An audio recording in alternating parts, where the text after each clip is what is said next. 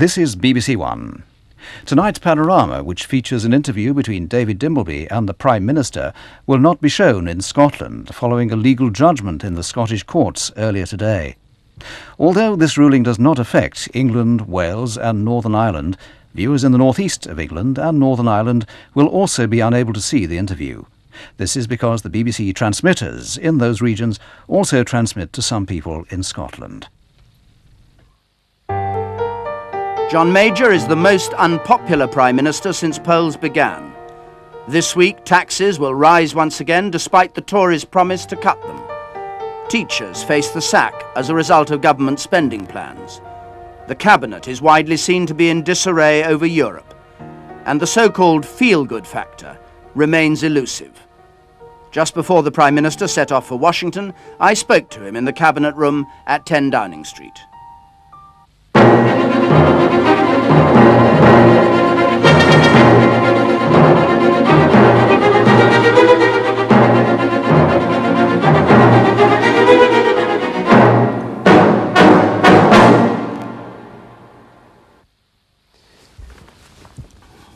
Prime Minister, when you came into office, you promised a nation at ease with itself. Isn't your problem now that people no longer think that you can deliver that and increasingly think that Tony Blair can deliver it? I don't believe that's the case. When one thinks of what one needs to have a nation at ease with itself, I think there are several very important ingredients. The most important ingredient of all, of course, and the one that many people are worried about, is security. Security in every aspect of the sense. And the first thing one needs for security is a secure currency, low inflation. Now, we have set out right from the outset to try and do something absolutely fundamental in terms of the British economy, and that is to break the inflationary psychology. I remember ever since I was a boy, the relative boom and bust cycles. The economy did well, the economy did badly, did well, did badly. What we have tried to do is to break that. Now, that is a very difficult thing to do. The recession was longer than we thought, harder than we thought. But I think most dispassionate observers believe we are closer to breaking the inflationary psychology today, perhaps, than we've ever been. But be that as it may, isn't the problem that you've now been forced into the position of attacking Labour and Blair as slick and sloganising, to use your words, snake oil salesmen, for the very reason that they are striking a chord with the country, whatever you've achieved? I think it's rather curious to see what they're doing, in fact. What in practice they're doing is dismantling the whole of their past, at least in their oratory, at least in their leaders' oratory, and trying to strike out, saying all the things we believed in the past, we no longer believe in. Labour's soul has gone.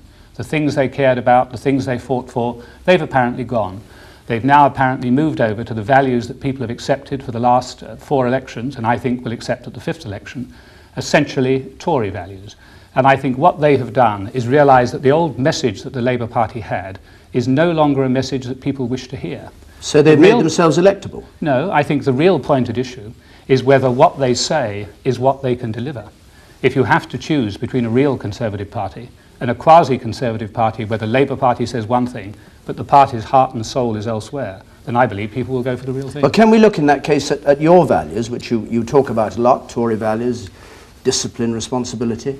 Doesn't your failure to respond, for instance, to the huge public anger over the salaries that people in the privatised public services awarded themselves suggest that your values, whatever you say about them, actually aren't in line with those of the British people who were very shocked by this?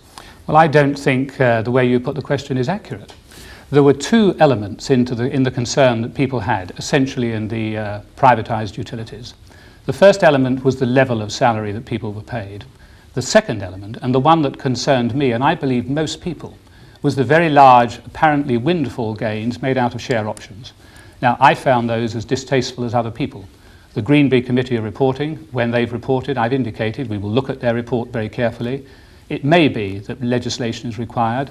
If it is, we will consider that. But why did it take you a month to say that when you were attacked week after week by Labour on it? It's exactly the point. People getting very angry and hearing from you, it's the business of the shareholders, it's nothing to do with me. Well, it is the business of the shareholders. And what I think well may happen at the end of the day is that we will actually look at shareholders' powers. I think that may well be one of the things that comes out of the Greenby Committee.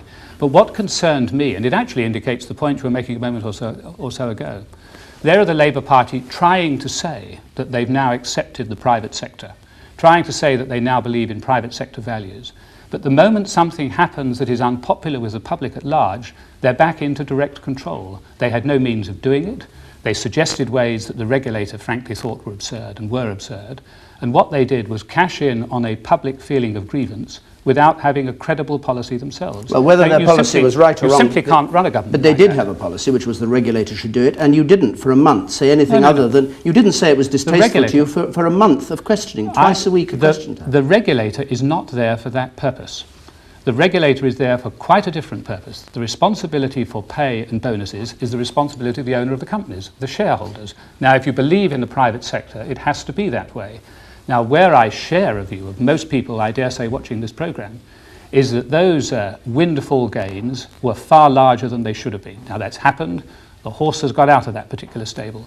But I think we need to look at it for the future. The Greenbury Committee will, if necessary, will take action. Well, we'll wait for the report. You've got rail privatisation coming up. Are you going to shut the door to see that that horse doesn't bolt as well? Well, we have got rail privatisation coming up, and of course we will have learned from what has happened as we proceed with rail privatisation.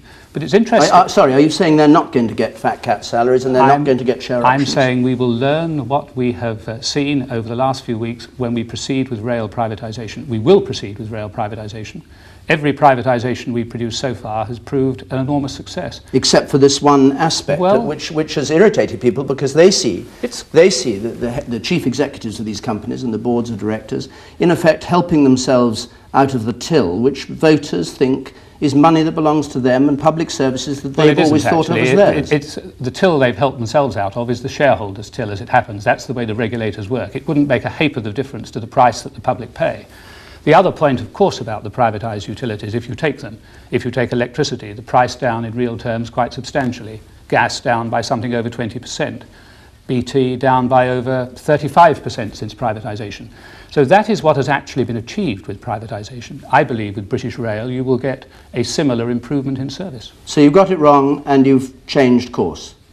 I don't think we have changed course. We have acknowledged a public concern. I think some people went too far. The private sector has responsibilities to its shareholders, it has responsibilities to its public. As I indicated in the House of Commons, I think those responsibilities perhaps went too far on this occasion. I hope we will be able to put it right when we have the Greenbury report. Prime Minister, isn't the problem with this that people read it as the Tories looking after their own, and they talk all the time, as you know, about sleaze in this government and about it being disreputable when public opinion polling is done on it. And see in it, I suggest to you, a reflection of the same kind of sleaze they think they detect in a government that's lost 13 members since the election, all going for personal reasons of one sort or another. And I see that as sleaze too. Yes, I dare say they do. But I think you need to look at what the government is actually doing and what the government is seeking to achieve. That's what governments are there for. Governments are there to make material improvements for the benefit of people in this country. Now, that is the programme we've been embarked upon. And I think as people look at what has actually been achieved there, I think they will be unable to deny that significant improvements have been made. I mentioned inflation. I think we're probably now in a better set of economic circumstances than we've seen for 40 years, perhaps longer. I can't last remember when we had interest rates so relatively low, inflation so low and under lock and key, exports running at the level they are now, and unemployment, thankfully, now falling very rapidly at around 1,000 a day. Now, those are the things that are actually going to change people's lives most of all. Well, I will of course come to those things. Those are the things I think that are really important. I will, of course, come to those things, but important for you is this impression that the government has been slow to react to sleaze outside itself and has also been rather sleazy within itself. And that has severely damaged you. It's what people say everywhere you go. I think it is a perception. It is a perception. I know most of the people. You referred to some of the difficulties that have been over the last few months, over the last couple of years. I know the people concerned. I see a more rounded picture of them than the rather Bordlerized version that so often appeared when they ran into difficulties. Now, we are not a court of morals. I expect people to have high public standards, and I can understand that people were upset by some of the behaviour they saw. But that is not typical of politicians generally. It's not typical of the Conservative Party. It's not typical of the Conservative Party or the Conservative government. It is a side issue to the substantive things that we are trying to achieve for this country. The last few years, not just here, but right the way across the democratic West, and in fact the democratic East as well, has been particularly difficult economically. Yes. We've been fighting against particular difficulties. We have come through those difficulties, and we've come through them in better shape than almost any other So just country. before we leave that, you're not saying as Prime Minister that, for instance, any member of your government who commits adultery automatically has to resign, and that's your moral code? I expect members of the government to behave themselves, but I'm not making a generalisation to you on this programme. But I expect people to set a standard, of course. Could we turn to another point? How do you explain to the people you want to support you storing up money for election cuts by failing to fund the teachers' pay award in full, and by risking perhaps the certainty that some teachers will lose their jobs, funding tax cuts by doing that? Your question's based on a false premise. Indeed, it's based on two false premises. We're not storing up money for tax cuts. If and when we're able to produce tax cuts as the economy produces, we will do so. We haven't got a hip pocket in which we put money to one side specifically for tax cuts. What people think you're doing, isn't it? Well, you've just put the point to me. I'm able now to tell them that they're wrong. That isn't what we're doing. What we're trying to do is to make sure we get inflation down to the lowest possible level, we get public borrowing down to a level where the taxpayer can afford public services, and where as soon as we possibly can, we can reverse the tax increases that we have had to make. Now, I didn't wish to make those tax increases, but in the interests of putting the economy back on an even keel, it was necessary to do so. But I believe that money is better off in people's pockets rather than the government's pockets, and when it is prudent to do so, and not before, we will then seek to make tax reductions. But whilst we're putting the economy back on an even keel, expenditure has to be restrained right across the board. But wouldn't it, for instance, have been better, and wouldn't people have preferred it, perhaps, to hear your Chancellor of the Exchequer not saying the day is steadily getting nearer when I'll be able to cut taxes, but the day is steadily getting nearer when we'll be able to pay properly for teachers? There's a teachers' pay award. And the way our public expenditure round works is that the resources are allocated, taking into account the likely teachers' pay award. It isn't funded separately and on top of it, and it hasn't been in the past. And it is right, if we're to have any form of counter-inflationary discipline, and I keep coming back to that point, whenever there's difficulty, if people are to come to the government and say, well, you, the government, must provide more money, it isn't our money. It isn't our money. It is the taxpayers' money. And if whenever there is a difficulty, we are suddenly to produce a lot more money, then we will go precisely back into the inflationary difficulties that caused so much trouble in the 60s, the 70s, and the 80s, and that I am determined to stop in the 90s. But the price of not paying 2.7%, I don't know whether you think that's a lot of money, it's under the going rate of inflation, is, according to your own Secretary of State for Education, that there may have to be a reduction in teacher posts. You are actually, who've always talked about how important education is, countenancing teachers being cut, your own Tory governors all over the country, governors of schools who've taken responsibility, complaining about this, 2 former Tory education ministers abstaining in the vote last week on this issue. Let me take I mean, the point. it's a very, in terms of your values and what you stand for, it's a very curious route to have gone. Let me take education in the round then and take my values. And let's take the period over the last few years for a start. If you look at the expenditure on education, it has soared very dramatically over the last few years. If you take the spending per pupil, for example, which I suspect is a better measure, it's soared by over 50% since 1979. If you take the expenditure on books and equipment, it's soared by over 50% since 1979. So let's get it in context. We set a target, I'm talking of education in the round, of getting 1 in 3 of our young people into university by the turn of the century. We will hit that target this year. We've broken the binary divide. We produce 41 new universities. We're getting better education results at almost every level of education. And examination results. No, just let me finish the point. And in addition to that, there are now clear signs after the performance tables, which our opponents opposed, after the change in the curriculum, which so many of our opponents opposed, we are now getting back to traditional teaching methods and a better education for our children. Now, I think in the scales, against the point that you make to me, the short-term point of this year, to which I will come directly in a second, all that needs to be weighed. All right. Well, now let me come to the teachers. Can I just put a question to you before you come to it? If you have that great achievement as you describe it, why then, suddenly, apparently go against all that by envisaging teachers being sacked. I mean, do you agree with your Secretary of State that teachers are going to be sacked as a result of this? I believe if you look at the budget, take the education authorities, most of the large ones. Some of the large county education authorities have 40,000 employees. Not within education, but overall. In education, they have a substantial number of employees. For every teacher in the classroom, there are something over 2 other employees in education. What I wish to know... Presumably doing something useful. Well, no doubt, but so are teachers in the classroom. Cleaners, dinner ladies, laboratory assistants. So are teachers in the classroom. Yes. Why is it, whenever we hear of any savings that need to be made, that it is the teacher in the classroom that we are said is going to be cut? And in the case of those education authorities we know about, a relatively small number. But why is it the teacher first, before looking at what other savings may be made?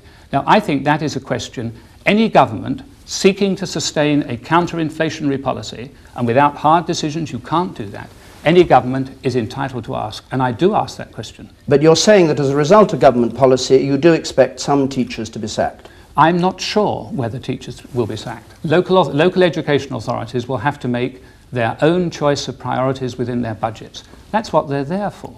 The idea of having education authorities, having local councils, and then deciding that all the decisions have to be made here in Downing Street or here in Whitehall is just absurd. But you're the man with the chequebook. We provide a large amount of their money, that is certainly true.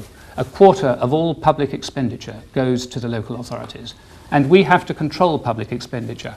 Our expenditure here in Whitehall and their expenditure around the country, because it is not our money, it is the taxpayers' money, and we expect them to choose their priorities. All right, well, you've said yourself that education is, I quote you, at the top of your priorities.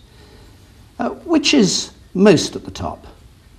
Taxpayers getting cuts in taxation, or teachers getting their agreed salary scale? I think there will be a dividend for both as the economy grows. But which is first? Well, I think you have to strike a balance between the two. As the economy grows, we've had 4% growth in the year just ending. We expect 3%, maybe a little more in the year to come, and 3% beyond that. That will be 10% growth in a 3-year period, during which period inflation will be under 10%. Now that hasn't happened, I think, for very many years, 30 years, perhaps more. So there is going to be more resources available. Now they aren't all going to be used in tax cuts, they aren't all going to be used in expenditure. I think either proposition would be grotesque. So there will be a balance between the two, and we will look and see what happens, and we will make our judgment next year on the education budget, the health budget, in the same way we've done. All right, well let's turn to taxation, income tax itself. Aren't you manipulating people, seen to be manipulating people, when you are, in effect at the moment, waving the prospect of fistfuls of fivers at them in the future, while at the same time, on Thursday, you're yet again increasing taxation, the thing you promised not to do when you came into the general election? We didn't expect to do it. No, you didn't expect to do it. Once more, you promised not to. We didn't and expect to do it. You said it would stop the recovery stone dead. To me in a Panorama interview. We said we did not expect to have to increase taxes, and we did not expect the recession to be as bad as it was, right, and the fiscal balance to move out of kilter so much as it did. So we had no choice in the long-term interests of the country to do it. I regret that it was necessary. But sitting here, you have to take decisions as they are. But is it the moment to start telling people we're going to give you tax cuts in a moment? Hang on, we're going to take another £50 or £100 out of your pocket this week, but come November we'll be announcing tax cuts. But I think it is precisely the moment to indicate to people that the economy is now improving. If our policy had been to increase taxes as a deliberate act of policy, then of course it would be bizarre suddenly to say we're going to reduce taxes. But if we increase taxes only out of necessity, and against every conservative instinct that we have, because we had no choice, then as we can see the possibility of reversing that, I think it is right for us to say that. I'm not yet in a position to indicate precisely when we can do it, or by what extent we can do it. But I can certainly say to people, it is our instinct to cut taxes when it is prudent to do so, and we will cut taxes when it is prudent to do so. We are not a Conservative government that believes in taking money from you that we don't have to. Do you favour the idea of some of your party, and indeed perhaps of the chairman of the party, of saying in advance that we're going to cut taxes next April, the April after that, and if we win the election, the April after that. We haven't... What I mean is making a firm commitment, because we talk about Tories trying to cut tax, making a firm commitment to do it. We haven't remotely got the figures to make any judgments like that yet. It'll be a long time before the Chancellor will be in a position to make any judgment about the budget in November. Those are budgetary judgments for the Chancellor. The Chancellor will produce some recommendations later on. We don't remotely know whether that will be practical. And even if it were practical, would anyone believe you after what happened last time? I'm not going to anticipate the budget, David, and you don't expect me to. Do you think people will believe you when you talk about tax, even what they've heard you say now in the light of what happened? I mean, you've given the explanation of why it happened, but will they believe you that next time round it'll be different? Well, I think when they come to November, and November next year, there are 2 budgets before the next general election, they will see. I invite people to wait and see what we do. I think politicians should be judged on what they have done and what they have achieved, rather than just what they promise. I'm sure that's right. So I invite people to wait until November this year, and November next year, and then judge us at the general election, whenever it may be. So you're anticipating running your full term, quite clearly? I certainly am anticipating that. One of the other factors that has been talked about a lot is this rather ugly word, the feel-good factor, but it was you who first talked about people beginning to feel better 18 months ago at the Tory party conference. You said the economy is recovering and people will start to feel better. Aren't you beginning to lose credibility now, 18 months later, when despite the plethora of statistics, you've given me them tonight, this plethora of statistics, people actually aren't feeling better? I think it is coming through, and I think you will increasingly see that. You can't have a situation where inflation is so low, interest rates are so low, and 600,000 people have come off the unemployment totals without that beginning to have an effect. What we're now seeing is not just a casual recovery. What we're seeing for the first time in heaven knows how many years is manufacturing industry expanding, and for the first time in 2 decades you're seeing employment in manufacturing industry expanding. Now these are changes we haven't seen before. This is the first time that we have ever come out of a recession without the fruits of a devaluation, if there has been one, being frittered away in wage increases. That hasn't happened. The growth of the last year did produce a feel-good factor, and I will tell you who for. It produced a feel-good factor for the 600,000 people who've come off the unemployment total. The money went back into investment, and they have got back into jobs. Well, what hasn't happened yet is that people aren't feeling the fruits of growth back in their incomes. That is certainly the case. There was a very small increase last year in their net disposable incomes. There will be a slightly larger one we expect this year. I'll come to the people with their jobs in a moment, but aren't you worried, if it is so dependent on the recovery of the economy, that all the figures now show that this recovery is beginning to slow down again, that it reached a peak last summer and it's slowing down? Well, we've seen those cyclical movements almost month by month over the last few months. I believe the economy is going to grow by over 3% this year. That is above what most people, forgive the jargon, above what most economists would call the trend growth, and probably above the trend growth against next year. And of course it is cumulative. So I think we are going to see a very satisfactory level of growth. So you're an optimist compared with what some of the commentators are saying? Well, I'll tell you why I'm an optimist. Because what I have always sought is a long period of sustainable growth with low inflation. That's the way we're going to compete and beat our rivals in Japan, America, Germany and France, and that's what we're achieving. And nothing will do more for the feel-good factor, as people these days call it, than finally beginning to see that this country is beginning to outperform many of its rivals, as it clearly is. But isn't, let's come back to the feel-good factor then and jobs. Isn't this perhaps exactly your problem, which is that the competitive economy, which you've spent over the Tory party the last 16 years, spent a lot of time trying to create, with all its flexibility, with all its ability of people to change job, has itself stopped people feeling good because it's created uncertainty. You endlessly hear of people not getting full-time jobs back, but part-time jobs, not getting a lifetime job, but a contract job. And they feel uncertain, that makes their families uncertain, they find it difficult getting mortgages, all because of the very structure of the economy that you've actually been fighting for and believe is right for Britain. There is some truth in what you say about the reason why people feel insecure. There is some truth in that. But we are dealing with competitiveness in a world that is changing. We aren't living in the world of the 1960s and the 1970s and even much of the 1980s. Unless we compete and beat the French, the Germans, the Japanese, the Pacific Basin countries, the United States, we will have huge unemployment, structural unemployment, and dramatically falling living standards.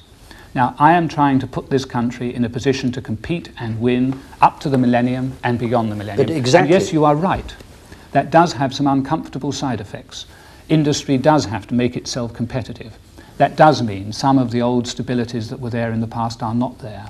And any government that looked to the long-term interest of this country would have to accept that, because the alternative of trying to hold that at bay would be that suddenly it would be impossible for us to compete, and then you would get really huge unemployment and a dramatic collapse in people's living standards, and that I am determined to avoid. But if you think that, why do you keep harking back to the old values and the feel-good factor when you admit that actually the feel-good factor is vanishing now? People have got to be on their toes. People aren't going to feel comfortable and confident. Yes, they will, but it'll be different. The old feel-good factor was essentially based on two things, wasn't it? It was essentially based on lots more money in people's pockets, often more than was good for the economy because it led to inflation. You can feel good one night and have a hangover the next, and that's economically often what happened. And the second element of the feel-good factor was house prices soaring way above even the rate of inflation. So people felt much wealthier in terms of their capital, but it had two very bad effects. One was that it sucked far too much money away from investment in industry and commerce, and secondly, as we saw in the late 1980s, that housing boom is often unsustainable. Now those two things, often the rising house prices and more money in the pocket, often did create an artificial feel-good factor. But that artificial feel-good factor was the prelude to one hell of a hangover the next day. But and I don't want that again. It may put you in real difficulty because you have talked so much about feeling better. Your cabinet members speculate about when we're all going to start feeling better. If what you're saying is people aren't in that old sense going to feel better, but they've been told that they will, or that they should, or it's round the corner. Maybe, can I just finish the question? Maybe they'll say it's time to change doctors. Well, with respect, that's not what I'm saying. What I'm saying is you won't get that old artificial feeling.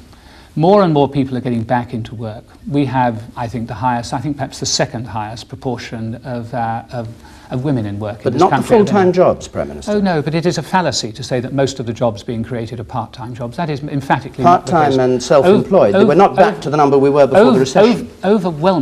Overwhelmingly, the jobs being created are full-time.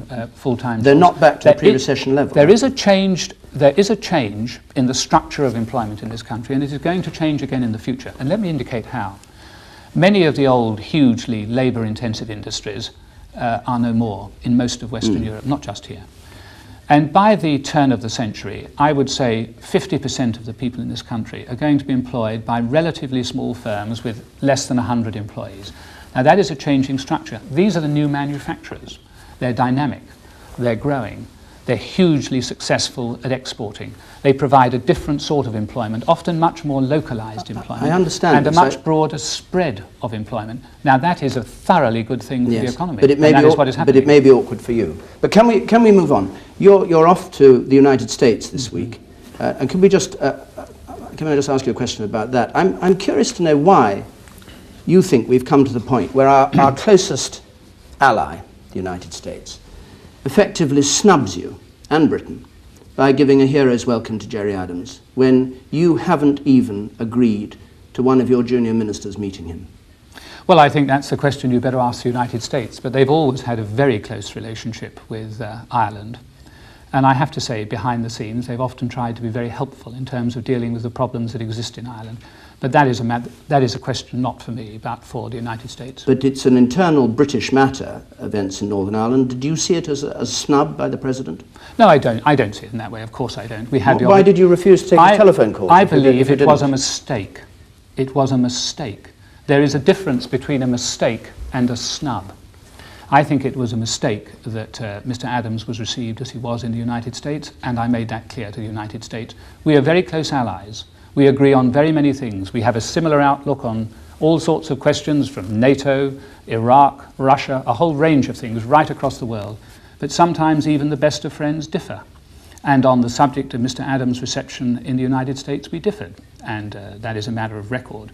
No doubt we will have the opportunity of discussing that in the next day or so. Is it true you refused to take his telephone call for a week after it? I wasn't there to take his telephone call. I was then going off to the Middle East. I was travelling around Israel, the Gaza Strip, Jordan.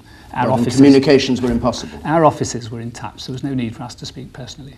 Would George Bush have done that to Mrs. Thatcher? I have no idea. That's not a question for me. That is a question, if you wish to determine what the American behaviour was, to ask the Americans, not me. And has the process been damaged by it? I think the process is proceeding satisfactorily now. I do think the process is proceeding satisfactorily. We have got a good deal further than many people imagined we would. It isn't certain that it will be satisfactorily carried through to a conclusion. It isn't yet certain.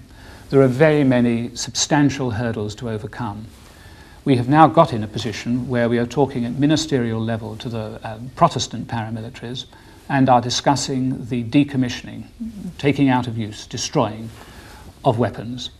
I hope we will soon be in a position to discuss similarly at ministerial level the decommissioning of weapons with Sinn Féin. We're not quite there yet. I hope we very soon will be.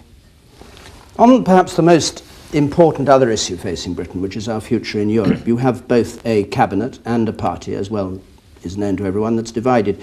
Do you agree with your Chancellor that you can have a single currency in Europe without threatening the national state, as he says you can? Let me make the point firstly. Every party is divided on Europe. It's more evident that there are some divisions in the Conservative Party because we are the government and we are therefore under a searchlight in a way other people aren't. But anybody who believes that the other political parties aren't similarly divided has not examined either the speeches, the statements, the policies or the history of the other political parties. They are equally divided on the question of Europe. The shadow cabinet seems to be sticking fairly firm behind Tony Blair in a way that your ministers aren't. Well, Michael Portillo didn't. Jonathan Aitken didn't. The shadow cabinet are by no means agreed on the question of Europe. And if you actually examine... Publicly they're agreed. Well, the government have set out a line. I set out a line in the debate in the House of Commons a few weeks ago. That line is accepted by the cabinet totally, without exception. It's accepted by the party. There are a small number of people at one end of the party who disagree with it. It's accepted overwhelmingly by the party in the country. And I think it is actually a position that 90% of the country themselves would accept. But the key to it is what Kenneth Clarke, the Chancellor, said, which is that he believes you can have a single currency without threatening the nation state, which is, of course, what worries everybody. If you have a single currency, you get political unity, you have the nation state. If anything, all I'm asking, Prime Minister, is a very simple question. Do you agree with him that it's possible? If anything were to damage the nation state, it would not be for this country. We would not do anything that would damage the nation state. And would a single currency do that? And we have a discussion at the moment, in some ways a semantic discussion, as to what might be the circumstances were it possible to move towards a single currency round about the turn of the century. At the moment, we don't know how that would be done. We don't know the mechanism. We still yet don't know whether the question of a parallel currency might reoccur on the agenda as we get closer to it. Now, what Kenneth was making clear is we don't yet know the circumstances in which we are going to have a single currency if people decide to proceed. But he also said he didn't have an objection in principle to it because he didn't think it would hurt the nation state. Now, you're not willing to say that, or are you willing to say that? I think we must look at what is in the interests of this country. That's always been my position. Which is it? A nation state or not? If I had to choose, if I thought it would damage the nation state, I would choose the nation state. That is the position of the Conservative Party. It has always been the position of the Conservative Party. So you leave the option open of joining a single currency? It is the Chancellor's position that the nation state has priority as well. When the single currency, if the single currency, and I think it is a very substantial if, I think there are many practical questions to deal with a single currency that have not yet been addressed and will need to be addressed.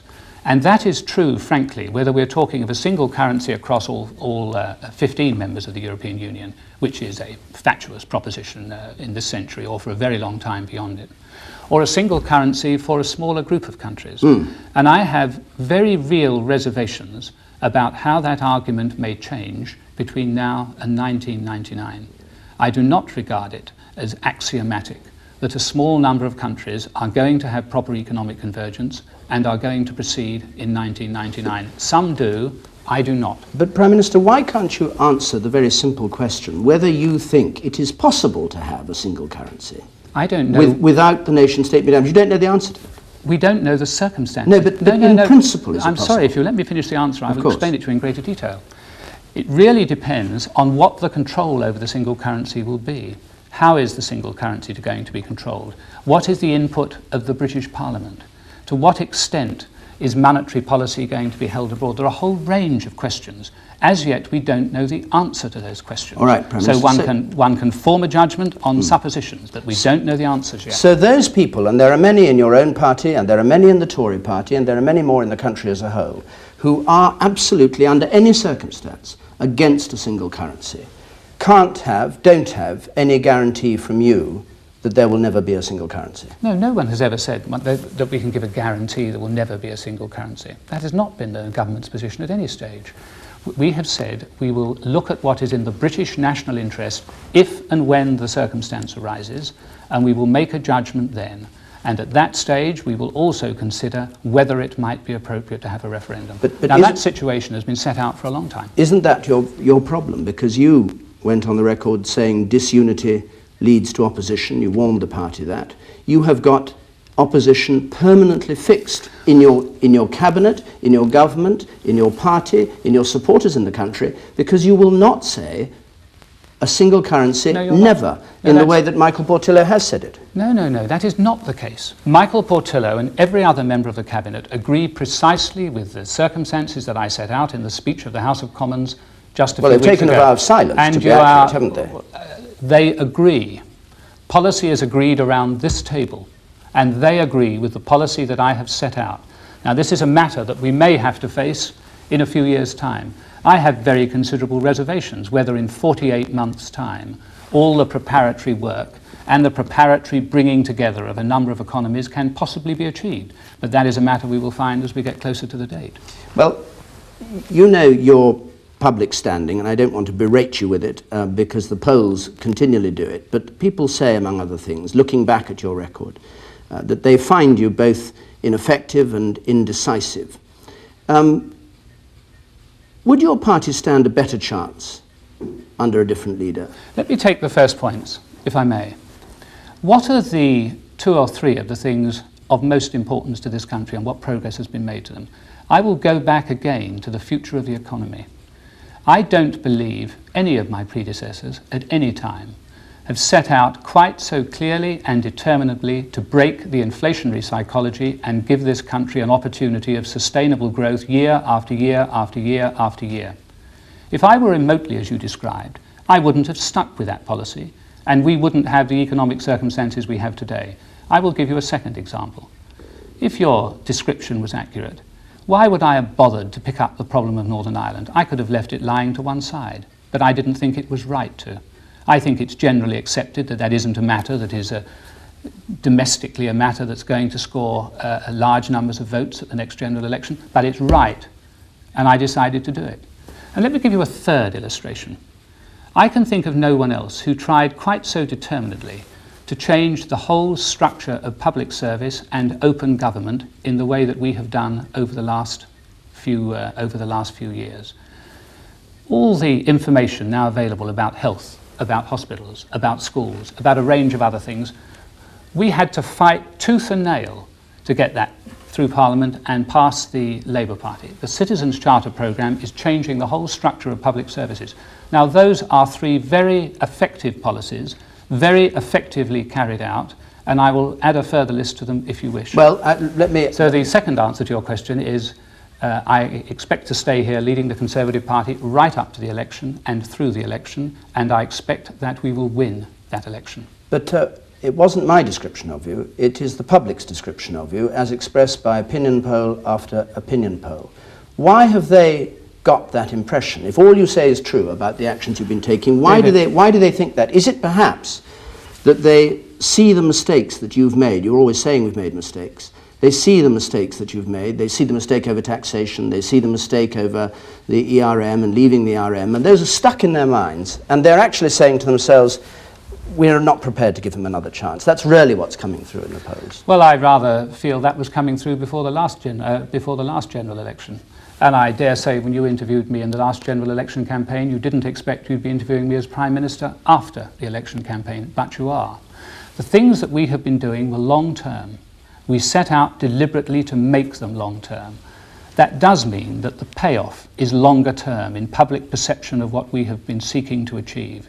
We have been operating against the most unpromising economic background across the Western world that we have seen for very many years. That is the background. Now, I could have sought from time to time fairly cheap and populist measures. I could have put aside decisions that needed to be taken in order to remain popular, but I chose not to do that. I happen to think, you may regard it as very old-fashioned, you may think it's a rather silly political thing to do, but it's an old-fashioned virtue, that you should look at what you believe to be right, even if the reward for doing it is very long-term, and that if you sit here in this chair, you have an absolute obligation to do it, whether you are popular or not. And if I were popular today, I would not have done what I should have done over the last 3 years. I'll let people judge me at the general election. Prime Minister, thank you. Thank you.